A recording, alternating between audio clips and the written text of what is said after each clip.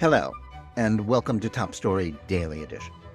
I'm JNS Editor-in-Chief Jonathan Tobin. Thanks for joining me for discussion on the most pressing issues in the Jewish world.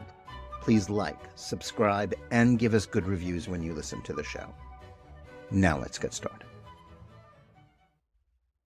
For those who think what Jews need is more official recognition of their heritage, it was a great afternoon. The White House celebration of Jewish American Heritage Month was a star-studded affair with the President, First Lady, and Second Gentleman Doug Emhoff speaking, and also featured a performance with the stars of the Broadway play Parade, a musical about the Leo Frank case.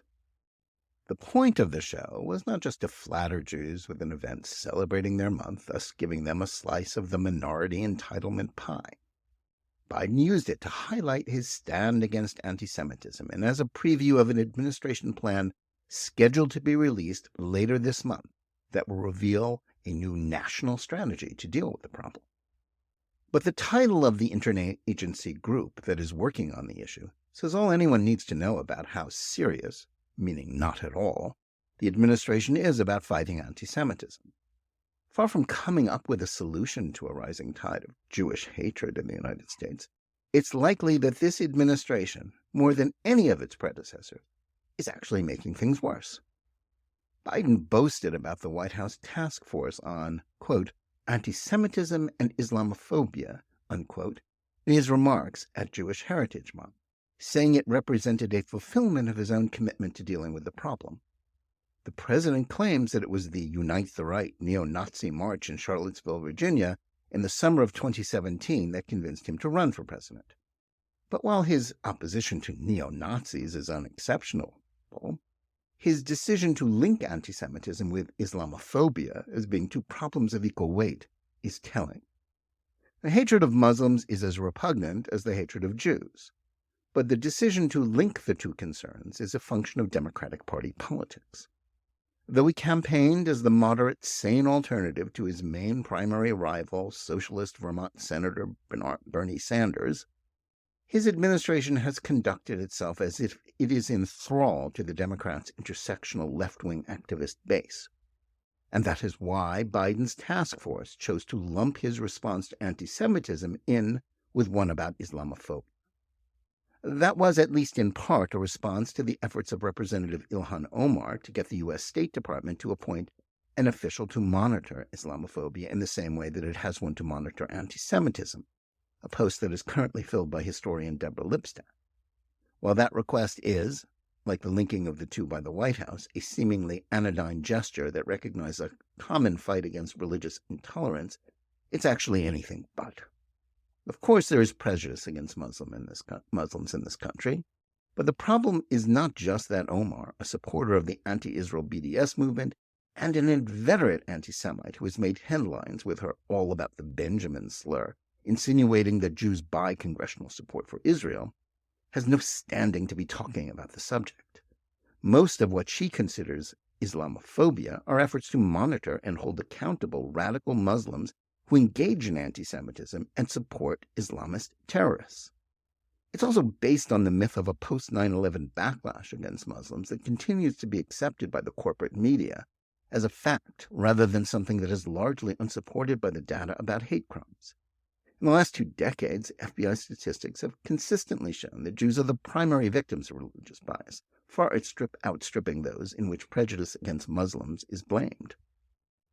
But overblown or not, tying the two topics together is an ominous sign that whatever the White House ultimately produces about anti-Semitism will not be based on the International Holocaust Remembrance Alliance's working definition of the term. That's because it mentions the demonization of Israel, and that anti-Zionism is anti-Semitism. So if the White House is coming up with a response to Jew hatred that incorporates the worldview of Omar and the rest of the congressional squad and fellow progressive Democrats, then it's unlikely to focus on the growing problem of left-wing anti-Semitism. The whole point of Biden's approach to anti-Semitism is to see it as solely a function of the threat from the extreme right, seen in Virginia that so frightened the country with its evocation of the Nazis' Nuremberg rallies, exhibited in the form of a few hundred hate-mongers marching with tiki torches. Opposing neo-Nazis is fine, but doing so takes no courage. nor does it recognize that however vile and violent these people may be, they have no political support. That is not the case with anti-Zionists who sit in Congress and have an unfortunate amount of clout in Biden's party and its progressive wing. Just as important is the fact that far from setting an example of opposing the tropes of left-wing anti-Semitism, the Biden administration itself is a main supporter of its ideology and core beliefs. The main source of the left's delegitimization of Jews is the woke catechism of diversity, equity, and inclusion, DEI, as well as critical race theory studies.